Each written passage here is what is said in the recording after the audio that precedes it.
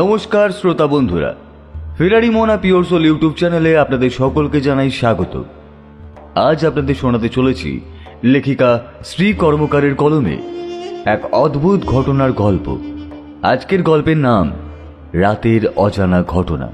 আজকের গল্প পাঠে রয়েছে শুভধর, অন্যান্য চরিত্রে মৌমিতা, বাল্মীকি, নীল, শুভজিৎ, সৌরভ, তাজ এবং গল্পের সূত্রধার ও বিশেষ একটি চরিত্রে আমি বুবাই।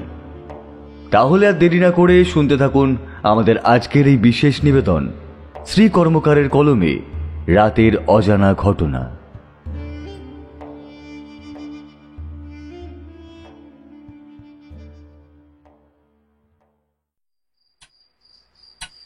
মধ্যরাত তখন। ঘরের ভেতরটা একদম চুপচাপ, কোনো শব্দ নেই। শুধু ঘড়ির অবিরাম টিকটিক শব্দ যেন রাতের ঘরের নিস্তব্ধতাকে ভেঙে দিচ্ছে। বাইরে দূরে দু একটা কুকুরের চিৎকারের আওয়াজ পাওয়া যায়, সাথে ঘরের ভেতরে একটা প্রাণীর নিঃশব্দে চলা, তার ছায়া ঘুরে বেড়ায়। একটা সময় সে নিশ্চুপ হয়ে বসে, তখনই অন্য আরেকটি প্রাণীর ছায়া দুলে ওঠে ঘরের ভেতরের অ্যাটাচ বাথরুমের ভেতরে। এরই মাঝে ঘুম চোখে উঠে মোটাসোটা একটি লোক ঘরের অ্যাটাচ বাথরুমের দিকে এগিয়ে যায়। তার চলার গতি এলোমেলো, কোনো মতে ভেতরে গিয়ে বাথরুমের কাজ সেরে আবার বাইরে এগিয়ে আসে। একটা সিঁড়ি নামতে যাওয়ার আগে তার পা কিছু একটার উপরে পড়তে গিয়েও পড়ে না। লোকটা চোখ বন্ধ করেই একটা পা সিঁড়িতে দিয়ে অন্যটি উপরে রেখে সামনের দিকে ঝুঁকে নামতে যাবে, অমনি অনুভব করলেন পায়ের নিচের দিকে কি যেন একটা এসে লাগলো। সে আরেকটি পা নামাতেই আবার অনুভব করলেন কে ধাক্কা দিল। তাল সামলাতে না পেরে ওয়ালে কিছু ধরার চেষ্টা করেও ধরতে না পেরে বাতাসে হাত চালিয়ে নিচে পড়ে যায়। তার পাশে থাকা এক উচ্চ স্থান থেকে বড় ধাতব একটা স্ট্যান্ড পড়ে যায় তার ধাক্কায়, আর সেই আওয়াজে কিছু একটা ভয় সরে যায়। অন্ধকারের মধ্যে যেন সেটা পাশের জানলা দিয়ে বেরিয়ে যায়। সাথে সাথে লোকটি যে জায়গায় পড়ে আছে সেটা রক্তে ভেসে যাচ্ছে। তার দেহে যে সাড়া নেই তা বোঝাই যায়। এবার বাথরুমের ভেতরের ছায়ামূর্তি বেরিয়ে এসে নিচে শায়িত ব্যক্তির মাথা আরো থেতলে নিজের জায়গায় ফিরে যায়।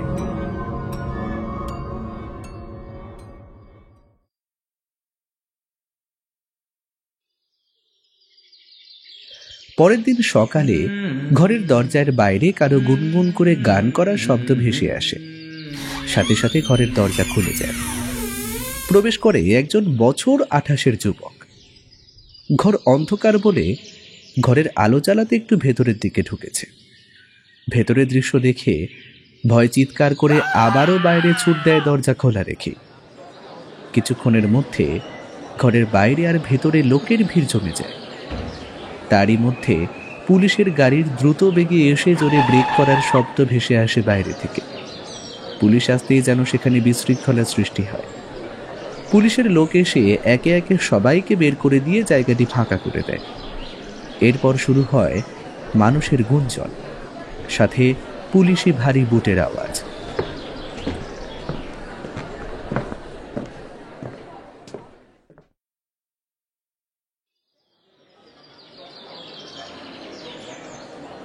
সকালের বাজার মুখরিত।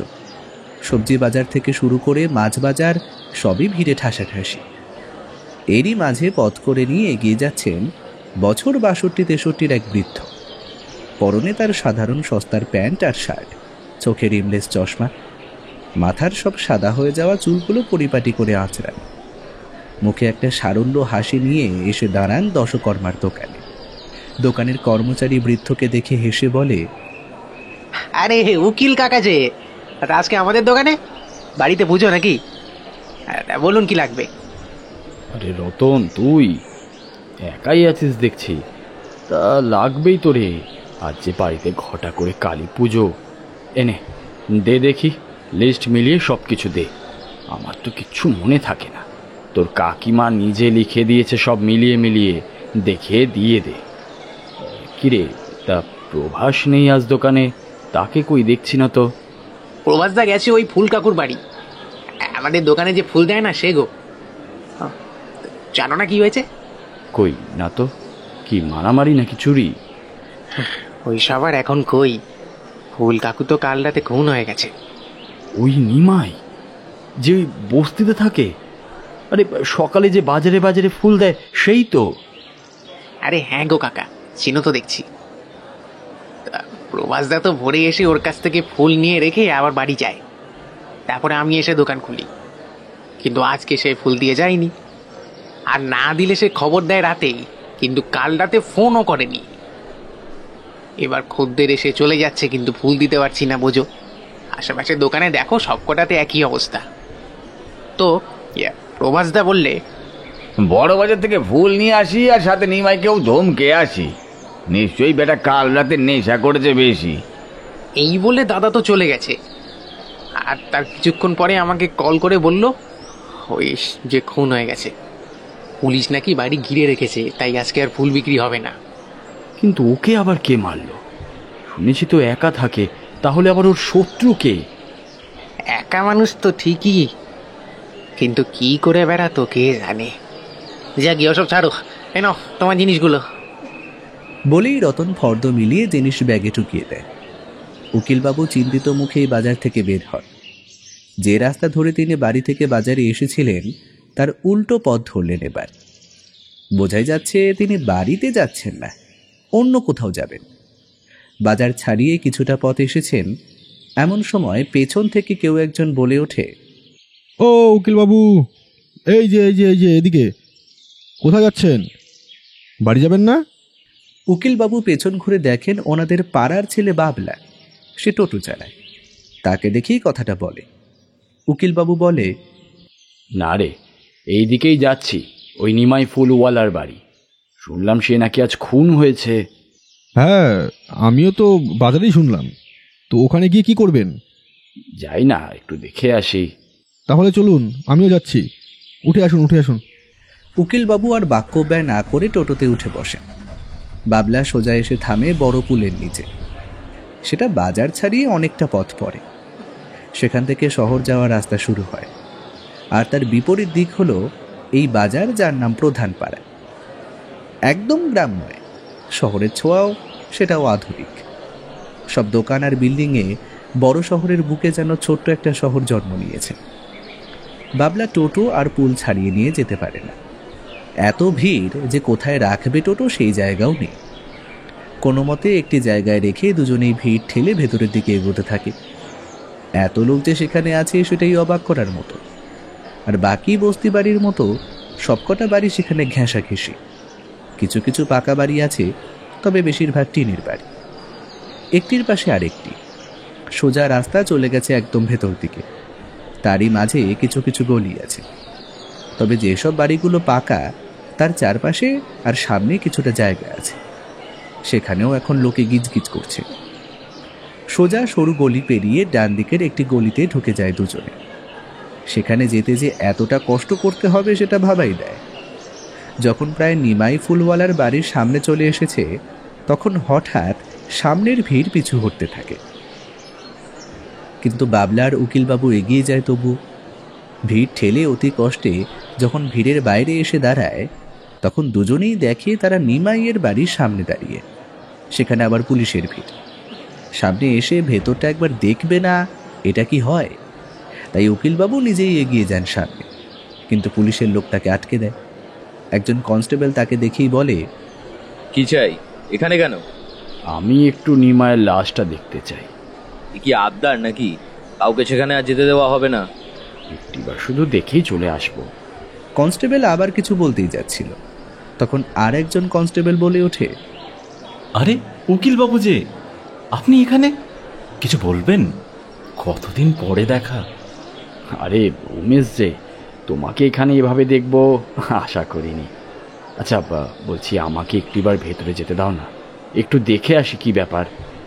আসুন আসুন। আরে কি করছিস সেটা? স্যার জানতে পারলে কিন্তু তোকেই ধরবে। ইনাকে চিনলি না? ইনি হচ্ছেন কুমুদ রঞ্জন দস্তিদার। এক সময়ের বিখ্যাত ক্রিমিনাল লয়ার। তাকে ক্রাইম লয়ার বলে সবাই চেনে। ওনার নাম কে না জানে? সে এখন হয়তো আর কাজ করে না ঠিকই, কিন্তু তার বুদ্ধির কাছে সবাই হার মেনেছে। এমন কোনো ক্রিমিনাল লয়ার ছিল না যার মনের ভেতর চলতে থাকা প্ল্যান পর্যন্ত মুখে তুলে আনতে পারতেন না। আর উনিই তো আমার এই পুলিশ লাইনে আসার অনুপ্রেরণা। উমেশের কথা শুনে অন্য কনস্টেবল হা করে তাকিয়ে থাকে কুমুদরঞ্জন বাবুর দিকে। কেননা ট্রেনিংয়ের সময় এখনও তার উদাহরণ দিয়ে সব কিছুকে ভালো করে খুঁটিয়ে দেখার কথা বলা হয়। আর সেই মানুষটা আসলে যে এমন ছাপোষা হবে সেটা বিশ্বাস করার মতো নয়। তাকে সাথে নিয়ে উমেশ ভেতরে আসে। বাড়ির ফাঁকা জায়গায় তখন পুলিশের লোকে ভর্তি। ভেতরে উচ্চপদস্থ 3 অফিসার যে আছে সেটা দেখেই বোঝা যাচ্ছে। ভেতরে যেতেই তাদের টুকরো কিছু কথা কানে এলেও তারা সকলে তাকে দেখে ভ্রু কুঁচকে চুপ করে যায়। বড়বাবু, ইনি হলেন কুমুদরঞ্জন দস্তিদার, ক্রাইম লয়ার বলে যার পরিচয়। 3 জন অফিসারই মাঝবয়সী। তারা কুমুদবাবুকে দেখে অবাক হয়ে যায়। নমস্কার, আমি প্রধানপাড়া থানার এসপি মিহির, আর উনি হলেন হেমন্ত, আর ইনি হলেন সিনিয়র ইনচার্জ, মেন ব্রাঞ্চ থেকে এসেছেন সুজয়। আর আপনাকে কে না চেনে, কিন্তু আপনি যে এখানে এভাবে। প্রত্যেকেই তাকে নমস্কার জানায়। প্রতিউত্তরে তিনিও জানান। সুজয় মিহিরের মুখের কথা কেড়ে নিয়ে বলে, স্যার, আপনার কথা কে না জানে, যদিও আপনি আমাদের দলে পড়েন না। আপনার কাজ সব ছিল ওই কোর্টে, কিন্তু তবুও যে আপনি যা যা সব সাংঘাতিক কেস সলভ করেছেন সেটাই আমাদের কাছে সবচেয়ে আশ্চর্যের স্যার। কিন্তু আপনি এখানে? আমার বাড়ি এখন এইখানেই। কাজ ছেড়ে দিয়েছি বেশ অনেক বছর হলো। ওই টাইফয়েড হয়েছিল, তাতেই আমার একটা কান নষ্ট হয়ে গেছে। তারপর গিন্নির কথায় কাজ থেকে অবসর নিই। নিজের পৈতৃক ভিটেতেই এখন বাস করছি। একমাত্র মেয়েরও বিয়ে হয়ে গেছে, এখন আমরা 2 জন। তাই আর শহরে শুধু শুধু থেকে কি হবে ভেবে এইখানেই চলে আসি। কারোর সাথে অবশ্য যোগাযোগ নেই, তবে এখনো এমন ঘটনা হলে নিজেকে আর আটকে রাখতে পারি না। নিজে থেকে কিছু করি না, ওই পরামর্শটুকু দিই, তবে তাও গিন্নির চোখের আড়ালে। এটা একদম সত্যি কথা। আমাদের জমির মামলায় তিনিই তো সেই খুনের কিনারা করেছেন। তখন আমি ছোট, বাবার কাছেই সব শুনেছি। তাকে দেখেই তো আমার পুলিশে জয়েন হওয়া। তাহলে তো স্যার আপনি নিমাইকে চিনবেন নাকি? কুমুদবাবু তখন ঘরের আশপাশটায় চোখ বোলাচ্ছিল। বিছানায় এখনও চাদর ভাঁজ হয়ে আছে, বালিশ একদিকে ছড়ানো। মাথার বালিশ পায়ের দিকে আছে, কেননা খাটের বর্ডার সাইড এটা। উঁচু দিকটা সাধারণত মাথার দিক হয়। টেবিলে কিছু প্লাস্টিকের বোতল, সেসব জলে ভর্তি, একটুও খায়নি, শুধু একটি ছাড়া। আর ঘরের আলমারি নিজের জায়গাতে অবস্থান করছে, সেটা দেখেই বোঝা যাচ্ছে কেউ সরায়নি। তবে নিমাই মুখ থুবড়ে পড়ে আছে ঘরের অ্যাটাচ বাথরুমের সামনে। বাথরুমের নিচে একটা সিঁড়ি আছে, সেখানে একটি পা উপরে আর একটি নিচে। আর সে যেখানে পড়ে আছে ঠিক তার পাশেই একটা ওয়ার্ড্রপ আছে, সেখানে বিশেষ কিছুই নেই। নিমাই এখন যেখানে পড়েছে সেখানে মাথার পেছনটা ফেটে যাওয়ায় রক্তে ভেসে গেছে, আর ফুলদানিটা পড়ে আছে ওর মাথার কাছে। বোঝা যায় সেটাই এর কারণ। কুমুদবাবু এবারে বললেন, তা তো চিনি, এখানকার মানুষকে কিছু কিছু চিনি বটে। আপনার বাড়ি তাহলে কোথায়? এই পাশেই? না না, আমার পাড়া ওই জমিদার পাড়া। তা আপনি কি এখানে এসেছেন স্পটটা দেখতে? তা দেখতে এসেছি বই কি। আসলে যতই কাজ ছেড়ে দিই না কেন, এখনো মাথার ভেতরের পোকাগুলো নড়ে ওঠে মাঝে মাঝে। যার কথা শুনে নিজের কাজ শিখেছি, আজ তাকে পেলে তো খুশি হবই। বলুন না, আপনি কিভাবে দেখছেন পুরো বিষয়টা? দেখে তো মনে হচ্ছে কেউ পেছন থেকে সজোরে ধাক্কা দিয়েছে, কিন্তু এক ধাক্কায় কি কেউ এইভাবে পড়েই মারা যায়? স্যার, এরই মধ্যে খেয়ালও করেছেন? তাহলে আমি বলি আমার ভাবনাটা। এমনও তো হতে পারে কেউ আগে থেকে ঘরের ভেতরে ছিল, আর সে সুযোগ বুঝে এই কাজটা করেছে। তবে ঘরের ভেতর থেকে আটকানো ছিল। যে ছেলেটি রোজ সকালে এসে নিমাইকে চা জল খাবার দিয়ে যায় সেই বলল। কোথায় সেই ছেলেটি? ওকে ডাকো দেখি একবার। উমেশ বাইরে গিয়ে একটা বছর 28-এর একটি ছেলেকে সাথে নিয়ে ভেতরে আসে। ছেলেটি যে ভয় পেয়েছে সেটা দেখেই বোঝা যায়। ওর চোখে মুখে ভয়ের ছাপ স্পষ্ট। কুমুদবাবু খুব ধীর আর শান্ত কণ্ঠে বললেন, ভয় পেও না, জানি এমনভাবে রক্তাক্ত দেহ দেখে যে কেউ ঘাবড়ে যাবে। তবুও তো তুমি ওনাদের খবর দিয়েছ, কিন্তু আমাকে একটু বলবে যে প্রথমে তুমি এসে কি দেখলে, আর তোমার কাজ কি এইখানে? আমি রাস্তার উল্টো দিকের চায়ের দোকানে কাজ করি। নিমাইদা ওখানে রোজ বিকেলবেলা যায় আড্ডা দিতে। আমার কাজ হলো তাকে সকালে চা জলখাবার দিয়ে ঘুম থেকে ডেকে তোলা। কেননা নিমাই দাদা মাঝরাতে বড় মার্কেটে গিয়ে ফুল এনে ভোরবেলা এখানে বাজারে বাজারে ফুল দেয়। এরপর 7:30টার মধ্যে নিজের কাজ ছেড়ে আবার ঘুমিয়ে পড়েন। আমি 10:30 নাগাদ এসে তাকে ডেকে তুলি। তা শুনলাম ঘরের দরজা নাকি ভেতর থেকে বন্ধ থাকে। আসলে উনি যখন ফিরে আসেন তখন দরজা ভেতর থেকে এমনভাবে লাগান যাতে আমি বাইরে থেকে টেনে ধরলে উপরে ছিটকিনি ঢিলে হয়ে খুলে যায়। আর আজও আমি তাই করেছি, কিন্তু অনেকবার চেষ্টা করার পর হয়েছে। তাই সব কি নিমাই শিখিয়েছে তোকে? হ্যাঁ স্যার, নিমাই দাদা প্রতি রাতে মদ খেয়ে আসার পর ঘোরের মধ্যে কিভাবে দরজা লাগায় সেটা নিজেরও মনে থাকে না। তাই আমাকে বলেছিল সে যদি দেখে দরজা খুলছে না তবে দরজা যেন নিজের দিকে টেনে ধরি আর বারবার টানি, তাহলে খুলে যাবে। কাল তাহলে নিশ্চয়ই মদ খেয়েই ছিল। রোজই তো খায়। তাহলে তো আমার মনে হয় নেশার ঘোরে দরজা লাগায়নি, আর যে খুন করেছে সে সুযোগের অপেক্ষায় ছিল, নিজের কাজ করেছে সে। না, তবুও ঠিক হলো না। খুনি যদি খুন করে তবে দরজা লাগিয়ে নিজে কিভাবে পালালো? তাহলে তাকে ঘরের ভেতরে থাকতে হতো। আর এই ছেলেটি তো তেমন কিছুই বলল না যে সে কাউকে দেখেছে বলে। আসলে দরজা খুলে সামনেই এমন দৃশ্য দেখে আমি চিৎকার করে পালিয়ে যাই। তখন কেউ খোলা দরজা দিয়ে পালিয়েছে নাকি সেটা তো জানি না। খুব ভালো করেছো। কেউ দেখেছে কিনা সেটাও তো বোঝা যাচ্ছে না। এখন তো কেউই স্বীকার করতেও চাইবে না, না দেখলে।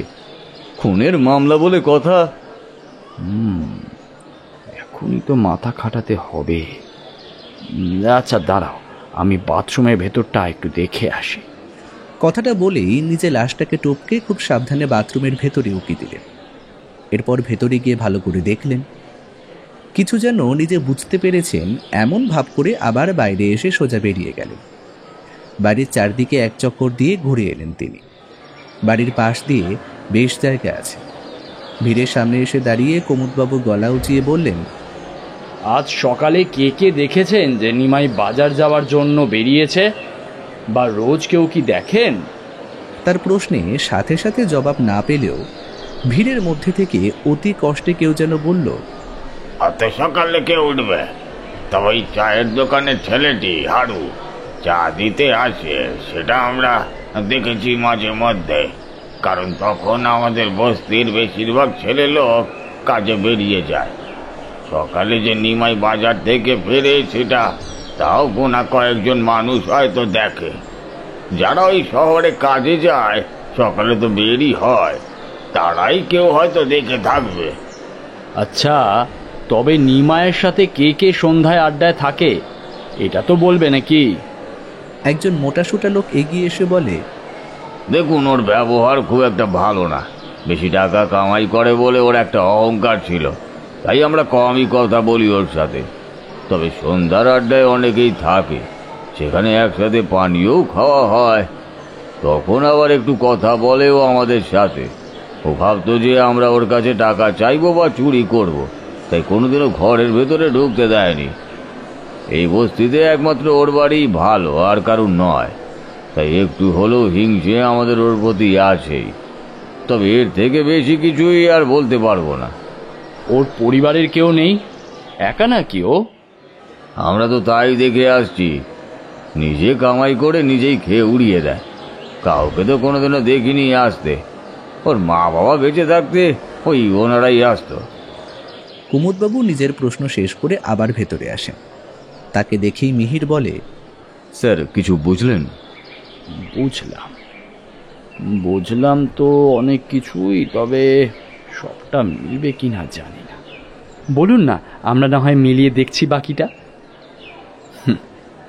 তাহলে বলছি। নিমাই যেভাবে পড়েছে তাতে বোঝাই যাচ্ছে কেউ ওকে ধাক্কা দিয়েছে। যখন সে সিঁড়ির উপরে পা রাখতে গিয়েছে অমনি তাকে ধাক্কা দিয়েছে। আর যদি সে নিজে পড়তো তাহলেই পাশের ওয়ার্ড্রপ ধরার চেষ্টা করত। এবার কথা হলো, ধাক্কা খেয়েই কি ওর মাথাটা ফেটেছে? সেটা নয়, এই ওয়ার্ড্রপের ওপরে এই ফুলদানি ছিল, সেটাই ওর মাথার পেছনে লেগে মাথা ফেটে গেছে। কারণ সেটার একটা দিক অনেকটা চুরির মতো চওড়া আর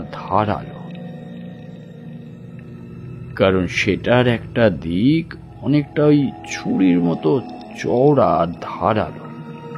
সেটাই লম্বালম্বি ভাবে ফালা করে দিয়েছে। তাই এটাই বোঝা যায় যে কেউ তো ছিল যে এই কাজটা করেছে। একা একা তো ফুলদানি পরে মাথা ফেটে যেতে পারে না, কি তাই না? তবে একটা সম্ভাবনা, যে যেহেতু হারু একা এইখানে এসেছে, তাই সে ছাড়া যে ঘরে কেউ আসেনি এটা জানা যায়। আর যদি সত্যিই কেউ ঘরে থাকে তবে হারুর আসার আগেই এসেছে আর সুযোগ বুঝে কাজ করেছে। আর একটা জিনিস খেয়াল করেছি, সেটা হলো নিমাই যেহেতু মদ্যপ অবস্থায় ছিল তাই সে কোনো আওয়াজ করতে পারেনি, তাই কেউ জানতেও পারেনি।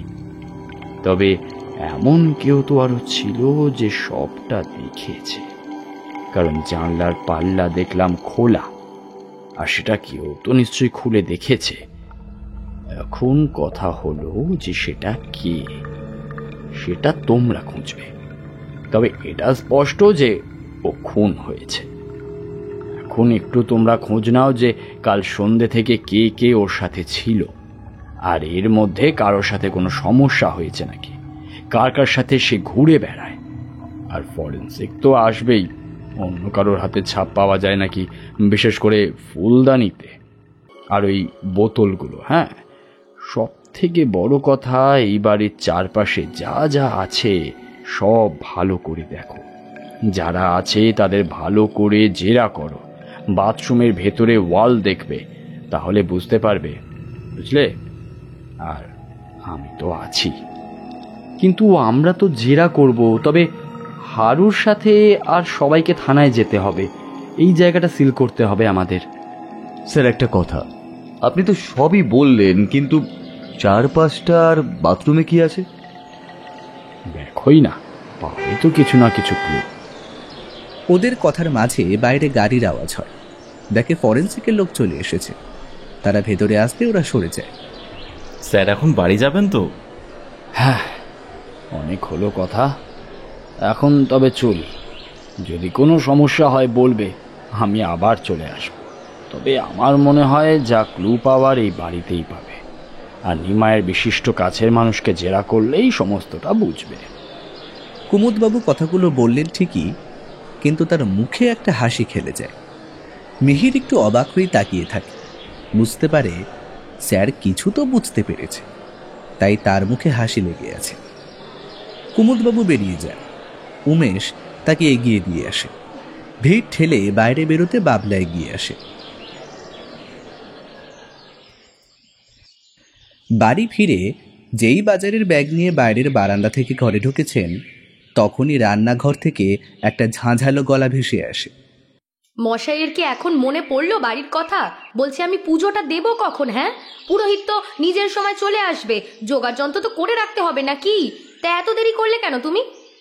কুমুদবাবু চুপচাপ পুজোর সরঞ্জাম ঠাকুর ঘরে রেখে এসে বারান্দার আরাম কেদারায় বসে বলেন, আরে রেখা, এত চড়ছো কেন?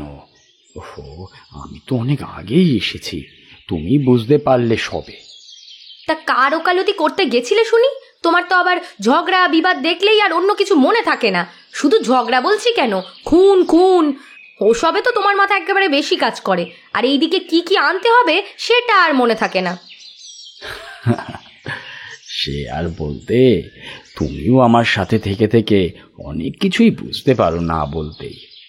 এই ধরে নাও যে একটা খুনের নেপথ্যে আসলে কি আছে সেটা একটু হলেও ওদের ধরিয়ে দিয়ে এসেছে, তাই একটু দেরি হলো আর কি।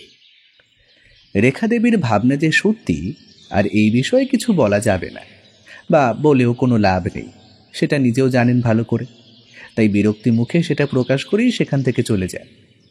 কিন্তু কুমুদবাবু ঠিক সেভাবেই হাসি মুখে তাকিয়ে থাকেন। দুদিন পর সকাল সকাল কলিং বেলের আওয়াজে রেখাদেবীর সকালের গরম চায়ের স্বাদ নষ্ট হতে তিনি বিড়বিড় করতে করতে উঠে যান দরজা খুলতে। একতলা ছাদের বাড়ির এই দুজনই বাসিন্দা, তাই বাইরের সদর দরজা যা আর ভেতরের ঘরে প্রবেশের পথ ওই একই। তাই দরজা খুললে যেমন একেবারে রাস্তায় নামতে হয়, তেমনি আবার ঘরের ভেতরেও চলে আসা যায়। তবে প্রথম ঘর অতিথিদের বসবার, এরপর একটা বারান্দা, সেটা ফাঁকা জায়গা জুড়েই আছে। তারপর ঠাকুর ঘর পেরিয়ে তাদের শোবার ঘর আর রান্নাঘর, পেছনে কুয়োর পার। মেয়ের বাইরে বিয়ে হয়ে যাওয়ার পরই এই ব্যবস্থা করা হয়েছে যে কুমুদবাবুর সাথে যারা কথা বলতে আসবেন তারাও সামনে থাকবে। তাহলে রেখা দেবীর কানে আর কিছুই পৌঁছবে না, কারণ এত বছর তার স্বামীর কাছে খুনের কেসের নানান গল্প শুনে সেসবই বিতৃষ্ণা জেগে গেছে। তাই আজকাল ওসব আর পছন্দ করেন না তিনি। রেখা দেবী বিরক্তি মুখে ভেতরে এসে কুমুদবাবুর উদ্দেশ্যে বলেন, উফ, এটাই দেখার বাকি ছিল। এই বাড়ি তো পুলিশ, এইখানে থানা খুলে দিলেই তো পারো। কাকে যে কি বলছি আমি, সত্যি। কথাটা বলে তিনি ভেতরে চলে যান। কুমুদবাবু বুঝতে পারেন থানা থেকে লোক এসেছে নিমাইয়ের কেসের ব্যাপারে কথা বলতে। নিজে হেসে উঠে বাইরের ঘরে আসেন। উমেশ আর মিহির বোকার মতো মুখ করে দাঁড়িয়েছিল দরজার সামনে, কারণ তাদের দেখেই রেখা দেবী ভেতরে চলে গেছে। ওদের বসতে পর্যন্ত বলেন, আরে তোমরা দাঁড়িয়ে কেন, বসো। স্যার, আপনার গিন্নি কি চোটে আছেন? আরে না না, বার্ধক্য মেজাজ এইসব আর কিছুই নয়। স্যার, আসতে বলুন, উনি শুনতে পেলে।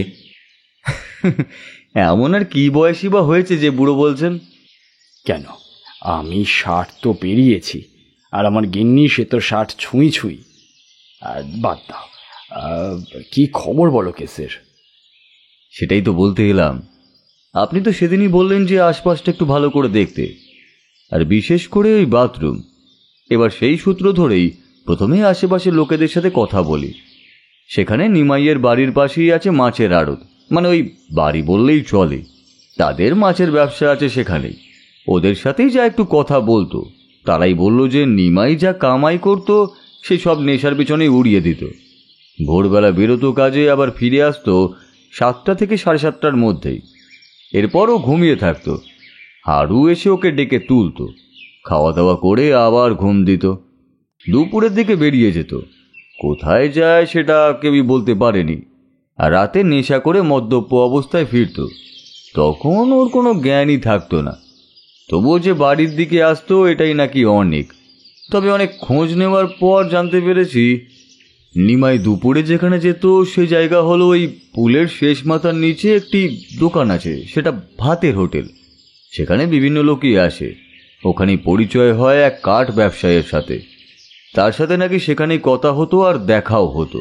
নিজেও টাকা ইনভেস্ট করতো। তবে একদিন হঠাৎই ওই টাকার হিসেব নিয়ে দুজনের মধ্যে ঝগড়া হলে নিমাই আর সে হোটেলে যেত না। সে ইদানিং একটা রেস্টুরেন্টে যাওয়া শুরু করে।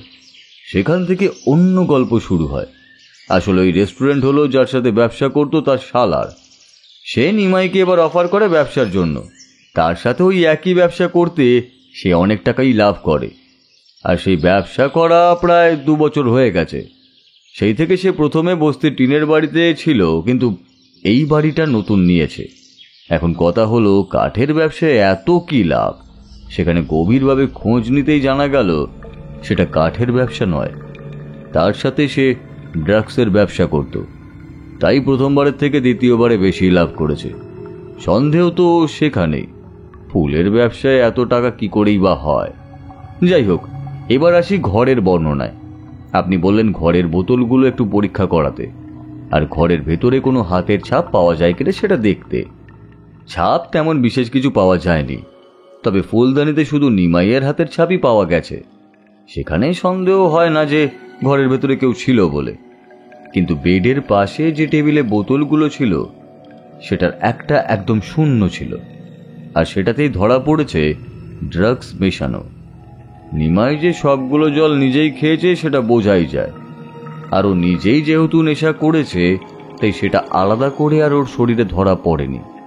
তবে এটা বোঝা যায় যে বাইরে থেকেই এসেছে এটা। এবার আছি বাথরুমের ওখানে।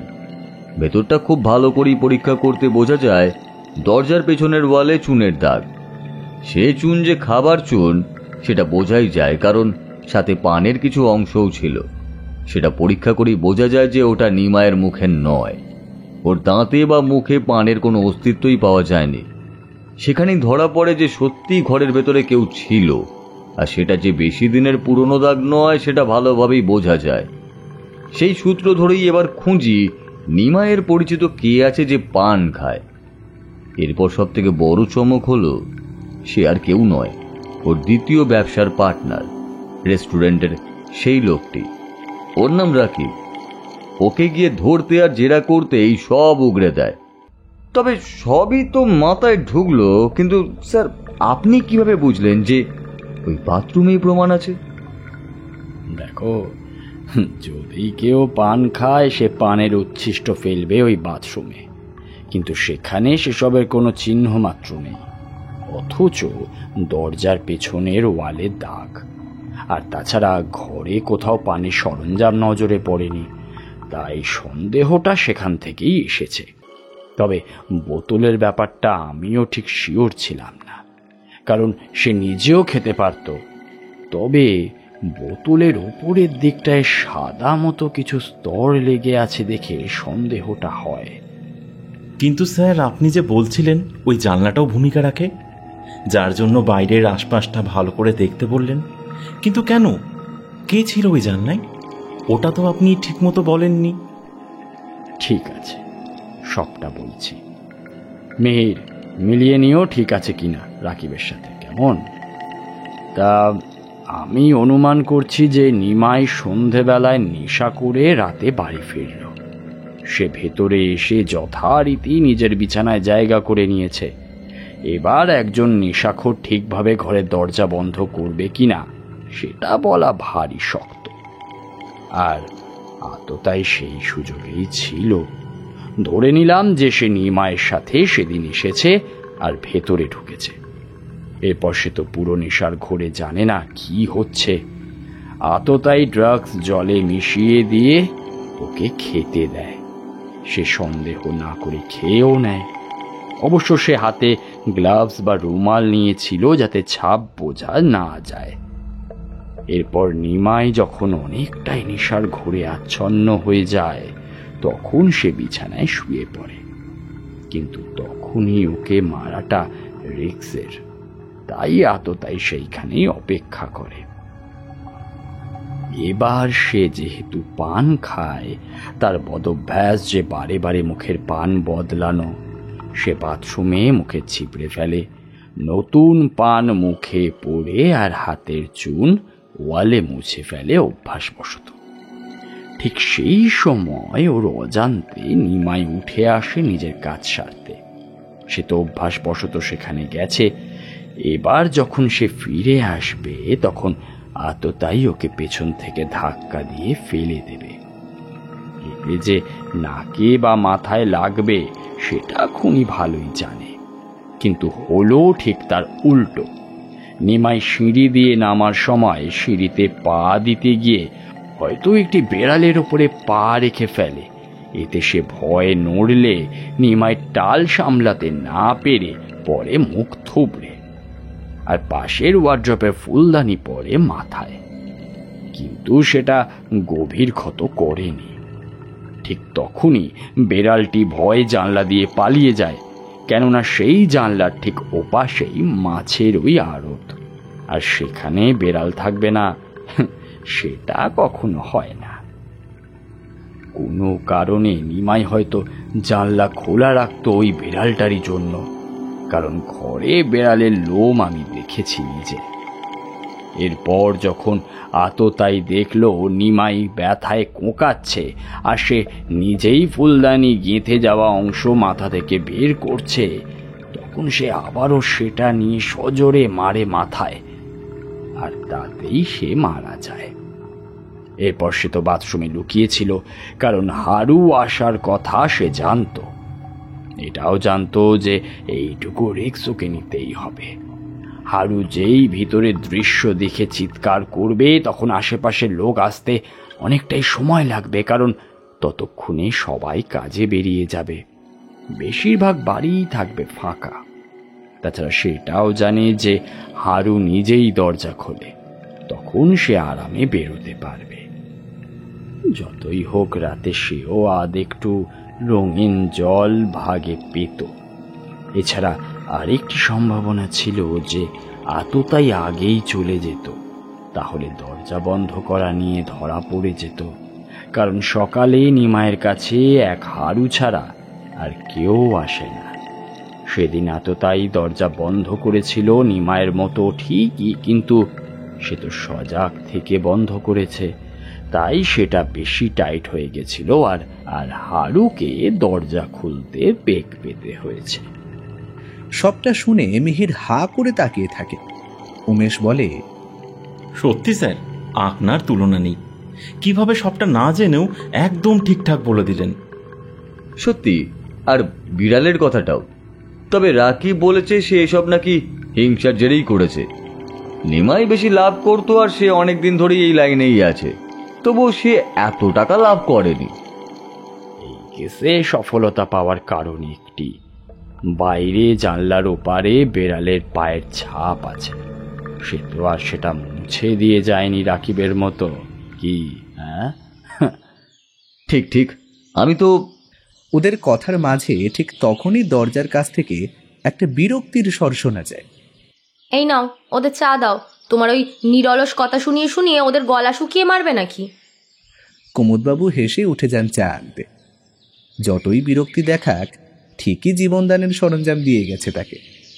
তার আবার চা খাওয়ার বাতিক আছে কিনা, সেটাই তার চিন্তার খোরাক আর বুদ্ধির ওষুধ।